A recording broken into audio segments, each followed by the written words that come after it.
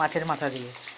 এই যে এখানে নিয়েছি কিছুটা বরবটি, কুমড়ো, মিষ্টি আলু, বেগুন, শিম আর হচ্ছে মূলো। আর তার সাথে যে সবজিগুলো নিয়েছিলাম তার সাথে বাঁধাকপি।